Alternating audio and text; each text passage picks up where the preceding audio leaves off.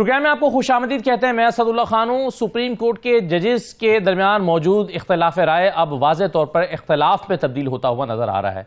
आज एक बेंच में जस्टिस मंसूर अली शाह साहब ने जो फैसला सुनाया, उस फैसले में उन्होंने सुप्रीम कोर्ट के 4 जजेस के खिलाफ तौहीन अदालत की कार्रवाई करने का हुक्म दिया तहरीरी तौर पर, और दूसरी तरफ फिर 6 रुकनी जो बेंच था जस्टिस जमाल खान मंदूस खैल साहब की सरबराही में जो एक अपील सुन रहा था एडिशनल रजिस्ट्रार की, उसमें उन्होंने जस्टिस मंसूर के इस फैसले को न सिर्फ शदीद तनकीद का निशाना बनाया, इसे आड़े हाथों लिया, इस पर बरहमी का इजहार किया, इस पर सवालात उठाए, बल्कि ये इंदिया भी दिया कि जस्टिस मंसूर को इस अदालत के सामने पेश होने के लिए कहा भी जा सकता है।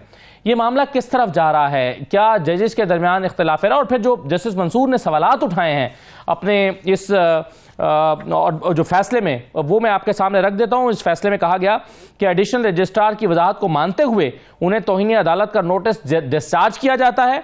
सुप्रीम कोर्ट ने फैसले में कहा कि supreme court practice and procedure committee ने जुज़वी तौर पर सुने गए केस को गैर कानूनी तौर पर बेंच से वापस लेकर दूसरी कमेटी को मुंतकिल किया। Supreme court practice and procedure committee ने इंतजामी ऑर्डर से जुडिशियल ऑर्डर को गैर मौसर किया। आईनी बेंच कमेटी ने रेगुलर बेंच के जुडिशियल ऑर्डर को यकसर नजरअंदाज करते हुए केस 27 जनवरी 2025 को आईनी बेंच से केस सामने लगा दिया। दोनों कमेटियां 17 जनवरी 2025 को जुडिशियल ऑर्डर के बरखिलाफ इंतजामी फैसले लेने की मजाज नहीं थी। अपने ऑर्डर में जस्टिस मंसूर ने लिखा कि इस तनाजुर में दोनों कमेटियों के अरकान के खिलाफ मामला आगे बढ़ना चाहिए, यानी तौहीन अदालत का मामला।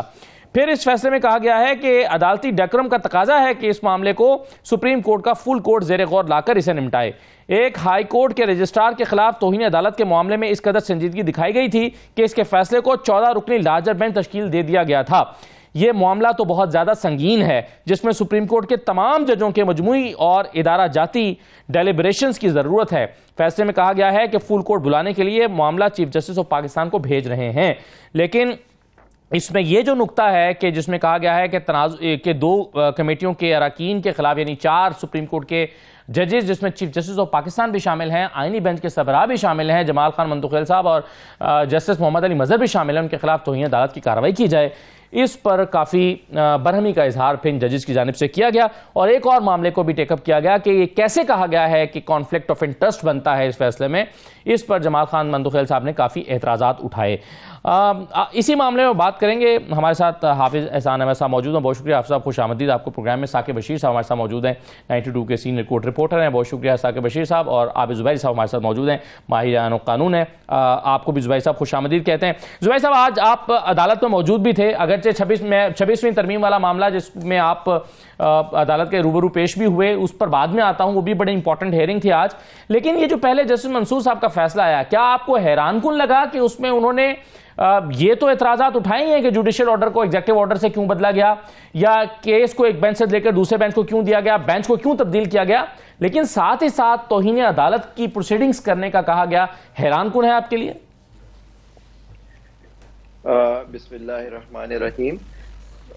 नहीं, मुझे नहीं हैरानगी नहीं हुई, इसलिए क्योंकि देखिए मेन इशू जो ये था उसके सामने कि क्या वो हटा सकते हैं। जब उन्होंने वो डिस्चार्ज कर दिया उसका नोटिस और ये होल्ड किया कि कमिटीज के इख्तियार नहीं था, बात इसमें बड़ी सिंपल है। क्योंकि देखिए एक जुडिशियल ऑर्डर से एक खत्म कर दिया गया, आप देखिए एक एग्जेक्टिव ऑर्डर से केस हटा लिया गया, केस उस बेंच में था, आपने उसको उस पे जब वहां से उस बेंच से उसको हटा लिया गया, तो फिर ये देखिए फिर तो ये इशू ही खत्म हो गया ना। मतलब कि आपने किस तरह से एक बेंच को गया, जुडिशियल ऑर्डर उन्होंने पास किया था कि उस केस को लगा दिया जाए, तो फिर मैं समझता हूं कि ये तो एक बड़ा गलत बात हुई थी।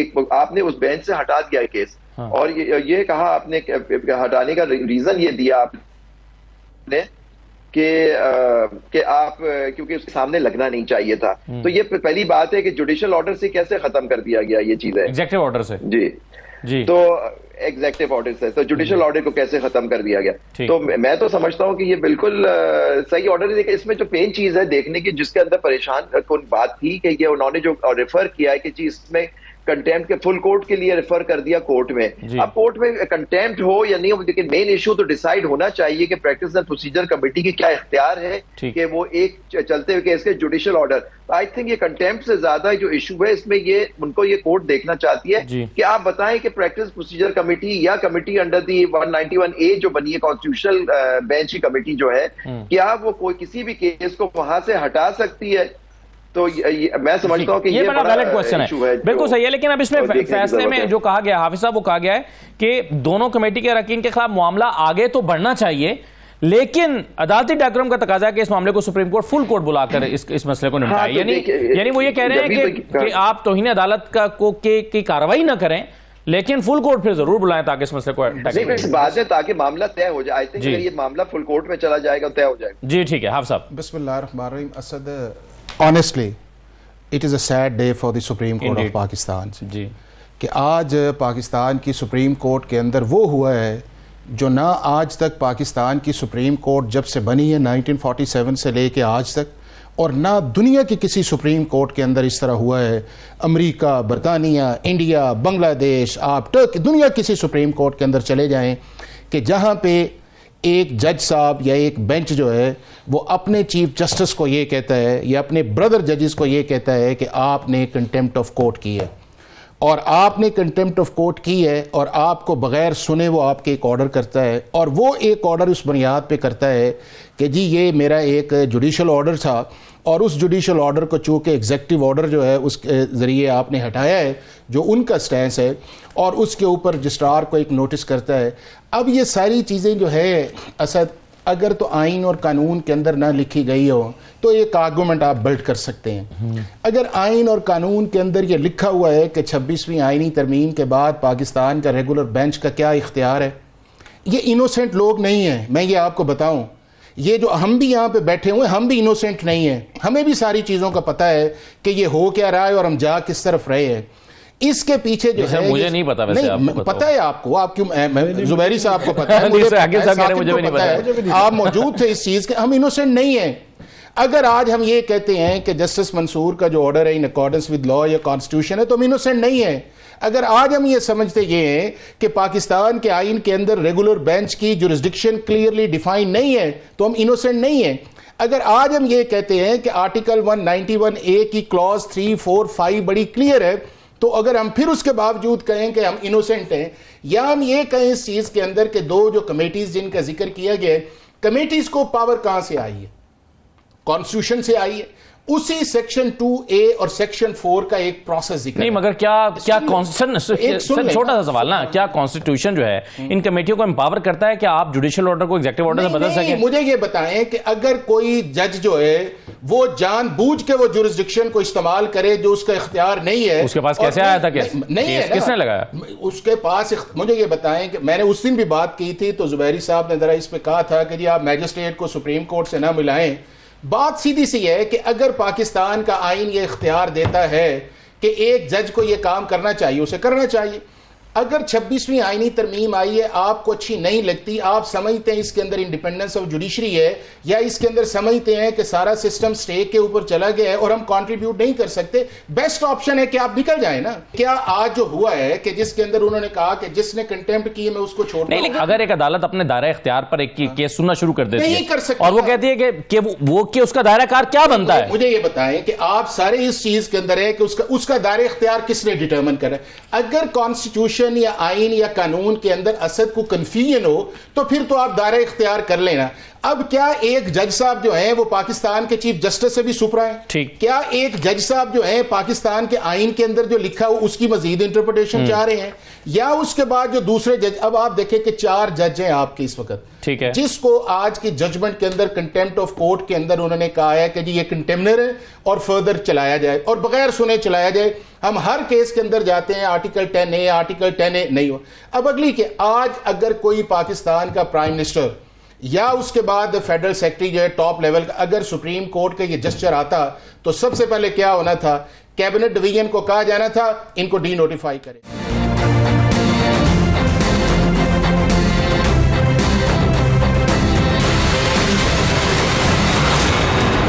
आपके ख्याल में क्या जस्टिस मंसूर ने फिर अपने कोड ऑफ कंडक्ट की खिलाफवर्जी? मैं ये समझता हूं कि जस्टिस मंसूर साहब के सारे ऑर्डर के अंदर जो है वो एक रिजेंटमेंट है, और वो रिजेंटमेंट की बहुत सारी वजूहात है। ठीक है, उसके अंदर सबसे बड़ी जो वजह इसके अंदर ये आई है कि इनका आपस के अंदर कम्युनिकेशन का ना होना है। आप देखें ना कि जब उसका हल तो फुल कोर्ट है, चाहे आप फुल कोर्ट मीटिंग कर लें। अगर पाकिस्तान का आइन जो है या पाकिस्तान का कानून फुल कोर्ट का इख्तियार इन तरह के मसलों के अंदर नहीं देता तो कौन जज साहब जोर कर सकता है? इवन असद अगर छोड़ दें इस चीज को कि फुल कोर्ट 26वीं आईनी तरमीम के बाद नहीं बन सकता, उससे पहले भी अगर फुल कोर्ट था तो डिस्क्रिशन या प्रेरोगेटिव किसका है? वो चीफ जस्टिस का है। अगर चीफ जस्टिस नहीं बनाना चाहता तो आप थ्रू जुडिशियल ऑर्डर नहीं कर सकते। और ये जो बात बार बार की जा रही है ना, और भाई ये जुडिशियल ऑर्डर नहीं है, ये कॉन्स्टिट्यूशनल डेविएशन ऑर्डर है। उस ऑर्डर के ऊपर आप उस एग्जीक्यूटिव ऑर्डर के ऊपर जाके कह रहे हैं कि जो एग्जीक्यूटिव ऑर्डर एक कॉन्स्टिट्यूशनल स्ट्रेंथ के अंदर आया है और उस कॉन्स्टिट्यूशनल स्ट्रेंथ के अंदर जो है आपके पास वो इख्तियार नहीं है। सर फिर उन्होंने उसको नहीं, मुझे ऐसे में फिर ऑनेस्ट छोड़े, मुझे ये बताएं क्या आप इस चीज से खुश हैं कि जो आज जो 2 मेंबर्स बेंच ने ऑर्डर किया है पाकिस्तान के चीफ जस्टिस को कंटेम्नर के तौर पे कटहरे के अंदर लेके आना, ये मुनासिब ऑर्डर है?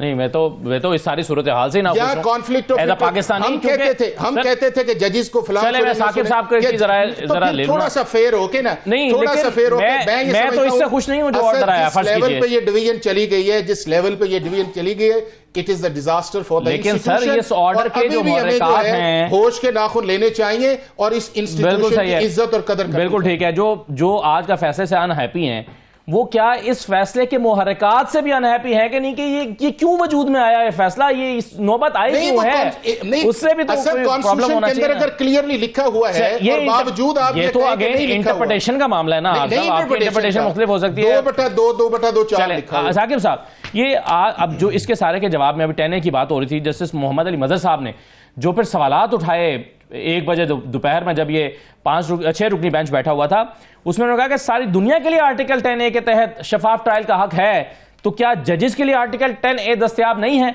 उन्होंने कहा कि जो फुल कोर्ट बनेगा क्या इसमें मुबैना तौर पर तौहीन करने वाले 4 जजेस भी शामिल होंगे? फिर उन्होंने सवाल उठाया कि हमें नोटिस दे देते, हम 4 जजेस उनकी अदालत में पेश हो जाते। फिर जस्टिस मोहम्मद अली मजहर साहब ने कहा क्या हम भी फैसले के खिलाफ इंट्रा कोर्ट अपील दायर करेंगे? ये बहुत सारे सवाल हैं जो जस्टिस मोहम्मद अली मजहर साहब ने बेंच में बैठकर उठाए। साकिब साहब, एक तो जो खोखर साहब कह रहे हैं 2/2 4 बड़ा सिंपल है, और इतना सिंपल नहीं है। दूसरी जो बात उन्होंने की कि जो जुडिशल हिस्ट्री में बड़ा कोई अजीबोगरीब किस्म का 27 जनवरी दिन था, तो मैं याद करा दूं 27 जनवरी नहीं, जुडिशल हिस्ट्री में 21 अक्टूबर जो है वो ऐसा दिन था जिसमें जुडिशरी के पर काट दिए गए, जुडिशरी को एक अतहत इदारा बनाने की कोशिश की गई, जुडिशरी में अपने मनपसंद के जो जजेस हैं, अपने मनपसंद की बेंचेज और हर चीज़ जो है वो अपने हाथ में ले ली गई। वो जो है वो दिन था ऐसा कि जिस पे आप जो कह सकते हैं कि जुडिशल हिस्ट्री में 21 अक्टूबर जो है वो। दूसरी बात उन्होंने की कि सुपरा चीफ जस्टिस तो मौजूद है ना जस्टिस अमीनुद्दीन खान की शक्ल में, ये तो कहने की जरूरत ही नहीं है। तीसरी बात जो कर रहे हैं कि उन्होंने जो है वो कंटेम्प्ट शुरू कर दी, और ये वो कंटेम्प्ट कहाँ शुरू, शोकस किया नहीं किया, शोकस नहीं किया ना, वो उन्होंने एक आप ये कह सकते हैं कि उन्होंने तय किया है कि ये बुनियादी तौर पर जो रजिस्ट्रार थे ओरिजिनल उनकी कंटेम्प्ट उन्होंने नहीं की, 4 जो कमेटी के लोग हैं उन्होंने की है।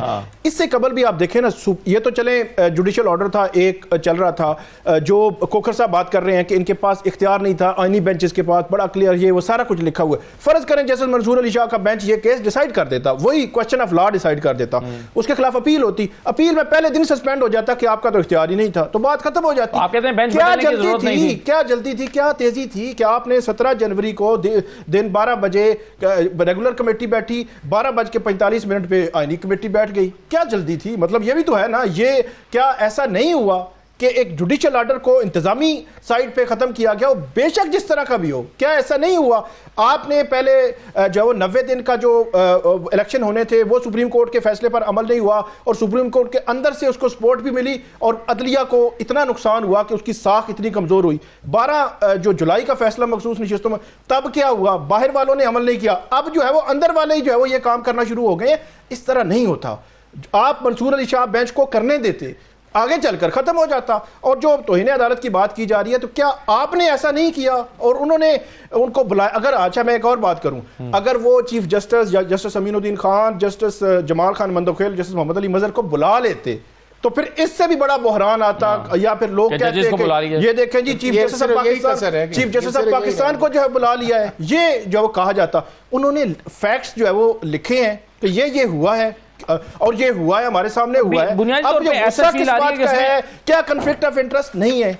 मेरी मतलब सिंपल सी बात है ना, जो जस्टिस मंसूर अली शाह पे बार बार कह रहे थे जस्टिस जमाल खान मंदो के, बताएं जी मेरा क्या मफादात का टकराव, क्या मफादात, उनके मफादात का टकराव बनता है ना कि जब वो इस केस में लिंक हैं। और यही बात उन्होंने इंतजामी साइड के कमेटी के सामने भी रखी कि कम से कम आप उन जजेस को तो ना डाले ना कि जो जजेस 2 कमेटीज में थे, बाकी आप भरी पड़ी है सुप्रीम कोर्ट। यहाँ पे ये भी मसला होता है कि जनाब पता नहीं पिक एंड चूज करके बेंच जो है वो बना दिए जाते हैं, तो ये भी इशू नहीं। अब अगर फुल कोर्ट बनती है तो ये 4 जजेस बैठेंगे उसमें।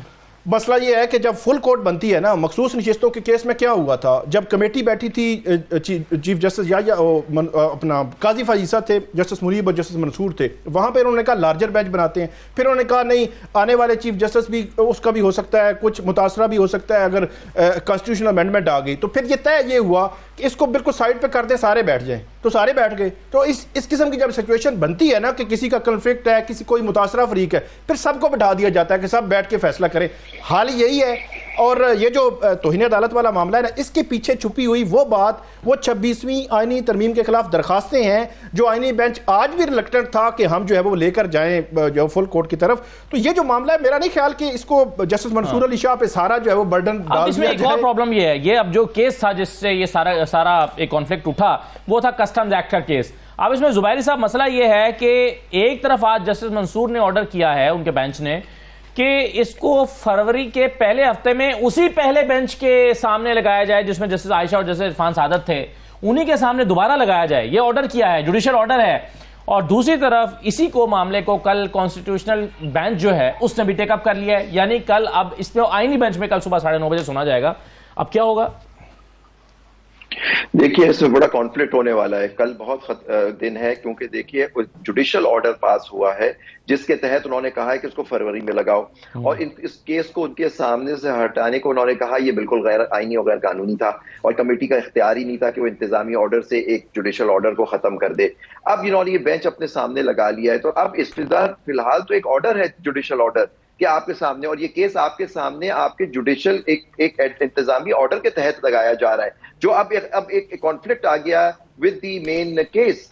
तो अब जब ये कॉन्फ्लिक्ट आ गया तो ये कैसे होगा? यहाँ इंतजामी ऑर्डर क्या ओवरराइड करेगा एक जुडिशियल ऑर्डर को जो आज पास कर दिया है उन्होंने? देखिए, इसका मतलब ये नहीं है, इतना अटैक जो हो रहा है मंसूर अली शाह पे, आपके वो बात ये है वो कि उन्होंने के सामने एक केस चल रहा था, 26वीं आईनी तरमीम हो, प्रैक्टिस प्रोसीजर एक्ट हो 2024, तो और बैठती हैं वो इसमें इस तरह का फैसला करती है। मैं नहीं समझता। देखिए, ये सिर्फ क्योंकि सारा जो मुद्दा है वो रिवॉल्व करता है कि 26वीं आईनी तरमीम से जुडिशरी को तबाह कर दिया गया। ये कह रहे हैं होश के नाखून लो, होश के नाखून, तो बिल्कुल साकिब रशीद साहब ने सही फरमाया, मुल्क जुडिशरी तबाह हो गई 21 अक्टूबर को। और अब जो सुप्रीम कोर्ट और हाई कोर्ट में अपॉइंटमेंट जिस तरह से हो रहे हैं, आप देखिए किस किस तरह के लोग अब अपॉइंट हो रहे हैं जजेस। सिंध हाई कोर्ट को देख लीजिए, मुख्तलिफ कोर्ट्स को देख लीजिए। तो ये इनका मकसद उन्होंने हासिल कर लिया है कि जुडिशरी को कंट्रोल करके ताबे कर लिया अपने लोग। अब 8 जजेस की आज हो गया, मीटिंग कॉल कर ली गई कि 8 अब सुप्रीम कोर्ट के जज नए अपॉइंट हो गए, तो अब फुल कोर्ट, अब आप देख लीजिए क्या होगा फुल कोर्ट।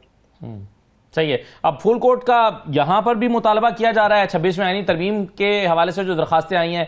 आप भी जुबैर साहब आज अदालत के सामने पेश हुए, और इसके अलावा जस्टिस मंसूर ने भी कहा कि इन तमाम मामला को निपटाने के लिए फुल कोर्ट बुलाया जाए। तो अब क्या होगा? एक छोटा सा ब्रेक लेते हैं, ब्रेक के बाद वापस आते हैं।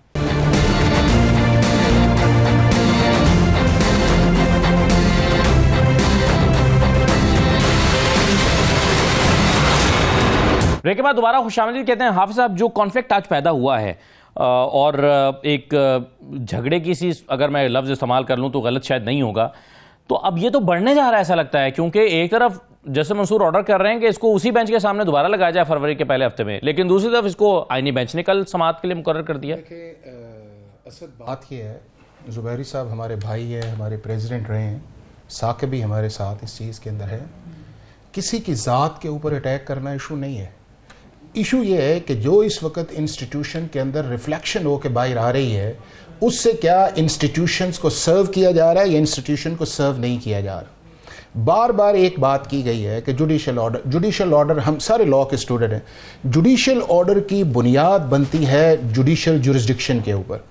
अगर जुरिस्डिक्शन ही जुडिशियल नहीं है तो उसके ऊपर जितना भी आप इंफ्रास्ट्रक्चर या स्ट्रक्चर खड़ते जाएंगे, 1958 से सुप्रीम कोर्ट ये कह रही है कि अगर बेसिक आपकी जुरिस्डिक्शन ही नहीं है और उसके ऊपर अगर आप वॉइड ऑर्डर भी करते जाएंगे तो वो ऑर्डर स्टैंड नहीं करते जो है। तो लिहाजा ये कह देना इस चीज के अंदर वीजा बर्स, क्या पाकिस्तान के आइन के अंदर जो है चीफ जस्टिस का इख्तियार डिफाइन नहीं कर दिया? बेंच तब्दील किया जा सकता था सर? अगर असद 26वीं आईनी तरमीम न आती तो बेंच नहीं तब्दील हो सकता।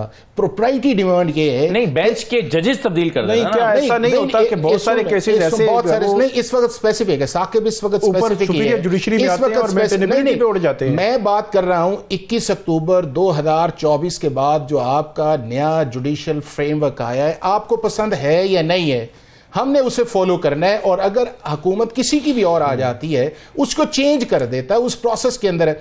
अब जजेस की अपॉइंटमेंट पे बात है, ये बैठे हुए हैं ना, क्या इस 21 अक्टूबर 2024 से पहले पाकिस्तान के अंदर अपॉइंटमेंट सुपीरियर कोर्ट्स की मेरिट्स पे थी, ट्रांसपेरेंट थी? यही थे ना प्रेसिडेंट। आज तो देखें ना, आज नहीं यही थे। हम हर रेफरेंस के अंदर हम कहते हैं इंप्रूव की गुंजाइश है, बेहतरी लानी चाहिए, अच्छे लोग। लेकिन ऐसा कभी नहीं हुआ कि 2014 में एक बंदा कारकर्दगी की बुनियाद पर कंफर्म नहीं किया गया और 2025 में उसको जज बना दिया गया। मुझे ये बताएं कि किन जजेस को जब कंफर्म नहीं किया गया बहुत सारे औकात के अंदर, तो क्या सारों की बुनियाद परफॉर्मेंस थी? यार खुदा का नाम ले, जितनी हम जुडिशियल पॉलिटिक्स के अंदर हम आ गए हैं, क्या जजेस जहां जहां रह के कंफर्म नहीं आए हैं ना? इस लाहौर हाई कोर्ट के 7 जज आपने एक दफा कंफर्म नहीं किए, ठीक है, उनकी कंफर्मेशन पहले आई हुई थी। हाई कोर्ट के चीफ जस्टिस ने कंफर्म किया सुप्रीम कोर्ट को, जी ने कंफर्म कर दें, और जब मीटिंग का मामला आया उन्होंने कहा जी मेरी रिकमेंडेशंस नहीं है, और 7 गए, 7 नए उसकी जगह आ गए। तो इस चीज को छोड़ दें कि क्या, लेकिन उसके अंदर बुनियादी जिसकी तरफ आपने कहा है, अब फुल कोर्ट की बात है। अब फुल कोर्ट के अंदर यह है कि जस्टिस मंसूर साहब ने एक ऑर्डर कर दिया, हमारे बड़े रिस्पेक्टेबल हैं, अच्छे आदमी हैं, लर्नेड आदमी हैं, लॉ पे ग्रिप है, समझते हैं चीजों के अंदर, लेकिन चीज ये है कि उन्हें इस चीज से बाहर निकल आना चाहिए। और वो चीज क्या है? वो ये है कि 26वीं आईनी तरमीम के बाद जो है सुप्रीम कोर्ट की फंक्शनिंग या सुप्रीम कोर्ट की जुरिस्डिक्शन तय हो गई है। अब तय सुप्रीम कोर्ट ने वो करना है कि जो कॉन्स्टिट्यूशन, हाँ ठीक है, यही बात है कि आप बेंच होना चाहिए या नहीं होना चाहिए।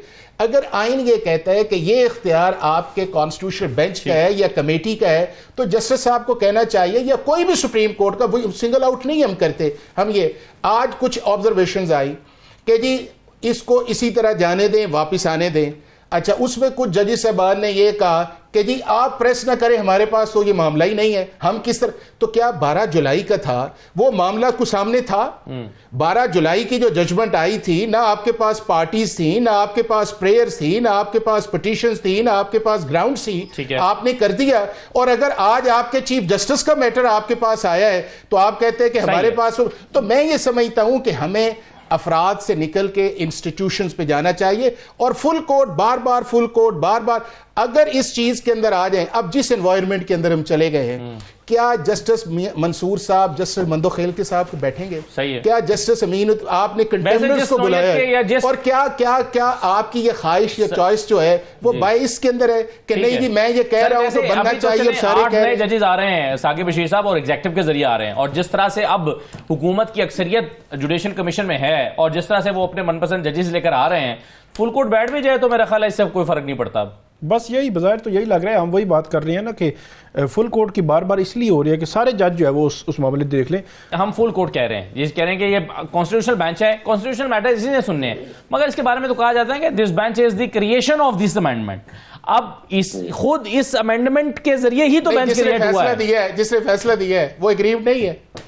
नहीं, हम यही कह रहे हैं ना, एक फैसला हुआ है वो एक का कॉन्फ्लिक्ट ऑफ इंटरेस्ट है, एक एग्रीव्ड है। हम यही कह रहे हैं ना, इसका हल यही है कि क्रिएशन आईनी बेंच की जिसके जरिए हुई है, मसला आ रहा है ना वहां पे, उसका हल यही है कि ये आईनी बेंच एक जुडिशियल ऑर्डर करे और सिफारिश करे जुडिशियल कमीशन को कि आप सुप्रीम कोर्ट के 16 जजेस को आईनी बेंच डिक्लेयर करें, ताकि ये जो हिजान बना हुआ है, एक तनाज़ा बना हुआ है कॉन्फ्लिक्ट ऑफ इंटरेस्ट का, ये खत्म हो। सबसे बेहतरीन हल ये है, अगर आप समझते हैं कि चीफ जस्टिस फुल कोर्ट भी नहीं बना सकता, कुछ भी नहीं, तो बेहतरीन हल ये है कि उसका बाकी जो दूसरी बात, लेकिन ये कानून, अच्छा हमारे ख्वाहिश पे चलते, लेकिन आइन जो है चीफ जस्टिस को रोकता भी तो नहीं है ना कि ये सारा मामला, ये चीफ जस्टिस को रोकता भी तो नहीं है ना कि सारा मामला जो वो नहीं फुल कोर्ट के रोकता था, असद 26वीं आईनी तरमीम से पहले नहीं रोकता था, प्योरली चीफ जस्टिस का प्रेरोगेटिव था, डिस्क्रिशन थी। अब आइन रोकता है ना, अब आइन चीफ जस्टिस बेंच भी नहीं बना सकता इंडिपेंडेंट। अब चीफ जस्टिस जो है कॉन्स्टिट्यूशन मैटर जो है उसके अलावा किसी को भिजवा भी नहीं सकता। और अब जो है अब नहीं, कानून पहले आ गया था, नहीं आनी तस्वीर से पहले उसको पूरी फुल कोर्ट ने अपहोल्ड किया था और उसमें चीफ जस्टिस और 2 सीनियर जजेस को मेंबर बना दिया गया था कि वो डिसाइड नहीं तो आईनी तरमीम आ गई ना, आईनी तरमीम आ गई ना, आईनी देखे ना, याद होगा ये सारे पिटीशनर से जब वो प्रैक्टिस एंड प्रोसीजर जब वो प्रैक्टिस सुन लेना, अब बना किस प्रैक्टिस एंड प्रोसीजर आया, उस दौर के 6 जजेस ने, अभी वो लॉ नोटिफाई नहीं हुआ था, उसे प्रोस्पेक्टिव सस्पेंड किया। उसके बाद ना उस जजेस ने कहा, और वो जरा पिटीशनर्स कौन थे, पिटीशनर्स, अच्छा अब ये हुआ कि जब नया चीफ जस्टिस आया उसने कहा मैं बैठूंगा नहीं, फुल कोर्ट करें, फुल कोर्ट के अंदर तय हुआ, और वो फुल कोर्ट जस्टिस खोसा के बाद पहली दफा जस्टिस, आपकी बात मान ली जाए तो जितने फुल कोर्ट इस मुल्क में बने सब बने, मैं ना 21 अक्टूबर से पहले, देखिए जुबैर भाई मैं पहले नहीं बात कर रहा आपसे, मैं अक्टूबर के बाद की बात कर रहा हूं। का बेंच बनती अंडर ऑर्डर 11 प्रैक्टिस एंड उसमें किसी सारे उनके वो नाउ सब्जेक्ट टू कॉन्स्टिट्यूशन है ना, वो फुल कोर्ट के नीचे आ गया ना, फुल कोर्ट है ही नहीं वहां पे। अच्छा अगर ये सुप्रीम कोर्ट का chief justice has the power to, चले कोई एक आर्टिकल रूल बता दे कि चीफ जस्टिस बना सकता है। सुप्रीम कोर्ट के फुल किधर लिखा है, किधर किसी जगह नहीं, चीफ जस्टिस एंड सारे जजेस उसके मेंबर हैं, वो सुप्रीम कोर्ट का हिस्सा है। जुबैरी भाई बिल्कुल आप हमारे लिए बड़े मोहतरम हैं, आप बड़े कॉन्स्टिट्यूशनल एक्सपर्ट हैं, there is no doubt on it, but issue ये है कि क्या पाकिस्तान की मौजूदा आइन की सूरत हाल के अंदर चीफ जस्टिस की डिस्क्रिशन या प्रेरोगेटिव नहीं है। चले उनका पॉइंट ले लें, फुल कोर्ट बनाएगा चीफ जस्टिस के पास है, तो वो 2023 वो भी नहीं है, वो भी काजी फाइज ईसा ने खुद कहा, वो भी काजी फाइज ईसा ने खुद कहा कि बैठो यार खुदा का नाम लो, चीफ जस्टिस के पास इख्तियार रहे, फिर कौन सा गया है ना, वो बेंच बना सकता है चीफ जस्टिस, ना वो फुल कोर्ट बना सकता है, तो चीफ जस्टिस के पास इख्तियार रहा है, कौन सा गया फिर, तो जो आइन ने लिखा है बस ठीक है। साकिब साहब तो वो कहेंगे साकिब साहब आना चाह रहे हैं, जो आना चाह रहे हैं उसका क्या करें, जो आना चाह रहे हैं उनको आने दें। साकिब साहब ये बताएं कि क्या इस बात का खदशा मौजूद है, हाफिज साहब जरा सवाल मैं रख रहा हूं साकिब साहब के सामने, क्या इस बात का खदशा मौजूद है कि एक बेंच दूसरे बेंच के या अपने ही साथी जजेस को अपने सामने रोस्टम पे खड़ा कर रहे हो आने वाले दिनों में? इस बात का आज इंदिया दिया गया है 2 जगह पर, इंदिया तो दिया गया है, लेकिन मेरा ख्याल है ऐसा होगा नहीं। अगर जस्टिस मंसूर अली शाह जो इस सारी सिचुएशन है बहरहाल मुतासरा हैं, मेरा ख्याल में जैसे जमाल खान मंदोखेल या बाकी बेंचेस जो हैं उनको वो तो एंजॉय कर रहे हैं सिचुएशन को, लेकिन एक बंदा जो है वो इंतजार तो इन्हें अदालत हो गई, नहीं तो इन्हें अदालत होती रहती है, लेकिन बेंच में मेरा नहीं ख्याल उन्होंने वैसे ये कहा है, जो इसकी जो इसका उन्होंने तो तौबा कर ली है कि मैं आइंदा बैठूंगा। वैसे जस्टिस मंसूर के इस सेंटेंस का जो मतलब मुझे समझ आता है उसका वो एक ये भी हो सकता है कि तौहीन अदालत की कार्रवाई को आगे बढ़ाना चाहिए, ताहम इन्हें चाहिए कि फुल कोर्ट बना के डंडी ना मारे। उन्होंने कहा है कि उन्होंने तौहीन अदालत की है, उसके बाद इसको आगे बढ़ाया जाए। एक तरफ प्रोप्राइटरी आ गई, एक तरफ तौहीन अदालत आ गई। बहुत शुक्रिया जुबैर साहब, शुक्रिया। एक छोटा सा ब्रेक लेते हैं जी, ब्रेक के बाद वापस आते हैं। ब्रेक के बाद आपको दोबारा खुशामदीद कहते हैं। रऊफ हसन साहब हमारे साथ मौजूद हैं, सबरा हैं, policy think tank Pakistan Tehreek Insaf. Rauf साहब बहुत शुक्रिया। सर सबसे पहले तो आज सुप्रीम कोर्ट में एक जो हमें झगड़े की सी कैफियत नज़र आ रही है, जजेस के एक दूसरे के बारे में रिमार्क्स, फैसले और ये सब कुछ हो रहा है बुनियादी तौर पर 26वीं आईनी तरमीम के बाद, जिसके लिए आप भी अदालत में गए हुए हैं, जिसके खिलाफ आज पहली समाअत भी हुई है, जिसके लिए फुल कोर्ट बनाने का मुतालबा भी किया गया है, लेकिन 3 हफ्ते के लिए अब समाअत ये मुलतवी हुई है। अब आप कैसे देख रहे हैं कि एक तरफ 26वीं तरमीम, उसकी अदालत में समाअत, दूसरी तरफ उसके नतीजे में पैदा होने वाली कॉम्प्लिकेशंस और अदालत के अंदर जन्म लेने वाले झगड़े, ये मामला कहां जाएगा? थैंक यू असद साहब, बहुत मेहरबानी है आपकी। देखिए हमारी कंटेंशन हमेशा से यही रही थी कि 26वीं तरमीम जो है वो बेसिकली अदलिया का जो एक पिलर है उसको ख़त्म करने की एक साजिश है, और हमारी जो प्रोजेक्शन थी वो बिल्कुल ठीक साबित हो रही है, क्योंकि जब आप एक पैरेलल जुडिशल सिस्टम बनाते हैं, इस दफ़ा मेरा आर्टिकल भी इसी के ऊपर था कि एक पैरेलल जुडिशल सिस्टम जब आप बनाते हैं तो लाजमी बात है कॉन्फ्लिक्ट्स राइज करेंगे। हमारे आइन में सुप्रीम कोर्ट का जिक्र है, किसी आइनी बेंच का जिक्र नहीं है, और चूंकि इनके पास वो मेजॉरिटी वगैरह नहीं थी, जो कुछ भी था, तो इसलिए इन्होंने ज़बरदस्ती वो आइनी बेंच की तश्कील दी, जिसकी वजह से जो सुप्रीम कोर्ट के अंदर जो है एक वर्चुअली दो फैक्शंस क्रिएट हो गए हैं। एक वो लोग हैं जो कि एक्चुअली सुप्रीम कोर्ट को बिलोंग करते हैं, और एक वो लोग हैं जो उनको के एक इलीगल अनकॉन्स्टिट्यूशनल तरीके से आपने वहां भर्ती किए हैं। ये बड़ी ही बदकिस्मती की बात है, एक बड़ी ही एम्बैरसमेंट की बात है ये कि जी ये सब कुछ हो रहा है। लेकिन बेसिकली इसमें एग्जीक्यूटिव का हाल था, वो चाहती थी कि जो अदलिया है वो उनकी हैंडमेडन बन के रहे, लेकिन वो जो वहाँ कुछ इंडिपेंडेंट जजेस मौजूद हैं इस वक्त, अभी तक भी कुछ मौजूद हैं, उन्होंने एक पोजीशन ली हुई है कि वो इस किस्म का कोई काम नहीं होने देंगे और वो अदलिया को अपनी ओरिजिनल कॉन्स्टिट्यूशनल फॉर्म में बहाल रखेंगे। हम भी गए हुए, सब कुछ है। और ये जो आपने तीसरा पार्ट था आपके सवाल का कि जी इसको 3 हफ्ते के लिए जो इसको मुलतवी कर दिया है, उसमें भी वही एक जो ऑब्जेक्टिव कार फरमा है कि ये लोग चाहते हैं कि इनके अपने जजेस हों, इनके अपने बेंचेस बने और इनकी अपनी जजमेंट, ये मैं बात कर रहा हूँ जो हुकूमत वक्त है, इनकी अपनी जजमेंट जो है वो अपनी जो चाहते हैं ये जजमेंट वही हासिल करें। तो 3 हफ्ते के अंदर अंदर उससे पहले सुप्रीम कोर्ट में तकरीबन 11 या 12 जजेस और इन्होंने रिक्रूट करने हैं, और उन 12 जजेस के आने से सुप्रीम कोर्ट का जो बैलेंस है वो सारा कुछ डिस्टर्ब हो जाएगा, और शायद ये लोग उस वक्त इस तरमीम को लेके आएं और अपने जजेस के ऊपर मुश्तमिल जो है वो बेंच बनाएं। बल्कि फुल कोर्ट में भी मेरा ख्याल है कि उनके अपने भर्ती किए हुए जजेस जो हैं उनको अगर मिलाया जाए तो इनकी मेजॉरिटी हो जाएगी। तो ये एक इंतहाई सिनिस्टर किस्म का ये सारा ऑब्जेक्टिव है, जिसमें कि आइन को तबाह किया गया है, जिसमें कानूनी जो तरीका कार है उसको तबाह किया गया है, और सुप्रीम कोर्ट को एम्बैरसिंग किस्म के जो वहाँ लम्हात हैं मोमेंट से वो देखने को मिल रहे हैं। बहुत अनफॉर्चुनेट है। इसका एक ही हल है मेरे भाई, let me put it this way, उसी के लिए हम कोर्ट में गए हैं कि 26वीं आईनी तरमीम को आपको रिवर्स करना। लेकिन उसमें आपने खुद ही कह दिया, आप कह रहे हैं इसको रिवर्स किया जाए, लेकिन सर अगेन आप खुद ही कह रहे हैं कि नए जजेस आ जाएंगे, और नए जजेस आ रहे हैं जुडिशल कमीशन के जरिए से। जुडिशल कमीशन में इस वक्त एग्जीक्यूटिव की को और हुकूमत को इनफैक्ट जो है वो बरतरी हासिल है, उनकी नंबर ज्यादा हैं। नंबर ज्यादा होने का मतलब यह है कि वो जजेस अपनी ख्वाहिश के मुताबिक लाएंगे, अच्छे या बुरे मैं ये नहीं कह रहा, लेकिन उनकी ख्वाहिश के मुताबिक आएंगे। उसके बाद आप कैसे समझते हैं कि फिर ये रोल बैक हो सकती है? क्योंकि आज आपने अदालत में तो ये कह दिया है ना, आपके वकला समेत बाकी वकला ने भी, कि भाई फुल कोर्ट के सामने ले जाएं। तो फुल कोर्ट के सामने अगर चला भी जाए जिस तरह से आप मंजर खींच रहे हैं, तो फिर तो ये 26वीं तरमीम खत्म नहीं होगी। देखिए, फुल कोर्ट के सामने जाएगा तो उसमें अगर इनके अपने जो बैठे हुए जो लोग हैं उस वक्त तक भर्ती करते हैं, फिर तो वो उसका जो हशर होना है वो आप भी जानते हैं भाई, मैं भी जानता हूं।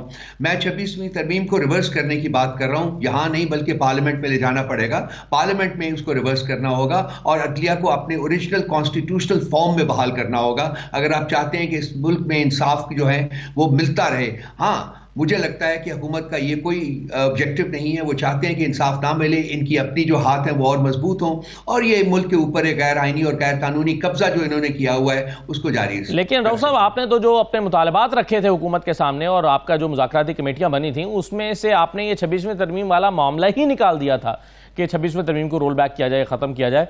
तो ये तो अब आपकी तरजीहात की फहरिस्त में भी शामिल नहीं रहा शायद। ये हमारी तरजीहात की फहरिस्त में बिल्कुल शामिल है, लेकिन हमने सिर्फ जो हुकूमती जो साइड है उनकी जो इंटेंशंस है उनको भांपने के लिए 2 बहुत आसान ऑब्जेक्टिव्स उनके सामने रखे थे, जिन दोनों के लिए कोई लंबे चौड़े लेजिस्लेटिव प्रोसेसेस की जरूरत नहीं है, बल्कि वो एक एग्जीक्यूटिव ऑर्डर के थ्रू वो काम हो सकता है। सर ये बताइए, एक बड़ा इंपॉर्टेंट मामला है रऊफ साहब, और वो है पीका कानून के हवाले से। इस पर बहुत सारे यानी सहाफ़ती तंजीमें मुसलसल एहतजाज भी बुलंद कर रही हैं, प्रेस कॉन्फ्रेंसेस भी हुई हैं। आज भी सहाफ़ियों का एक वफ्द सेनेट की कमेटी में, इंटीरियर कमेटी जो है सेनेट की, उसमें वो गए हैं, उनको बुलाया गया था कि आप आइए अपना अमेंडमेंट्स प्रपोज कीजिए, लेकिन उन्हें सुना नहीं गया वहाँ पर। उस फोरम पर सुने बगैर इस बिल को बुलडोज कर दिया गया या पास कर दिया गया कमेटी से। तो आप क्या समझते हैं ये जो कानून बनाया गया जिसमें 3 साल, गलत खबर देने पर 3 साल सजा, 20 लाख रुपए जुर्माना या दोनों, इसके क्या मुहर्रिकात हैं और सहाफ़ती तंजीमों को सुने बगैर इस तरह का कानून लाना क्या वजह हो सकती है? देखिए, हमारी जो पोजीशन है पार्टी की वो तो आपके सामने है। हमने पार्लियामेंट के अंदर भी इसके खिलाफ एजिटेट किया है। हम आपकी जितनी भी तंजीमें हैं उनके साथ खड़े हैं। हमने उनके साथ इज़हार यकजहती भी किया है और हमने कहा है कि ये मतलब जो थोड़ी बहुत एक ज़रा सी आज़ादी इस मुल्क में अभी भी मौजूद है उसको भी सलब करने के उस आज़ादी के ऊपर भी ये आखिरी वार होगा। उसके बाद आप बात ही नहीं कर सकेंगे इस मुल्क में, आपकी ज़ुबानें जो हैं वो सीधी जाएंगी। अब ये जो आपने सदाओं का जिक्र किया है वो कौन सी बॉडी है, कौन सी अथॉरिटी है जो डिटर्मिन करेगी कि ये मामला जो है ये मुल्क के इंटरेस्ट में या मुल्क के इंटरेस्ट में नहीं है। तो ये सारी वही चीज़ें हैं जो कि हम जिसकी वजह से जिसको हम मतलब पाने के लिए ये कमीशंस का मुतालबा कर रहे हैं। तो क्या हम ये कमीशन खेलना शुरू कर देंगे कि जी अब इसके ऊपर भी कमीशन बनाएं?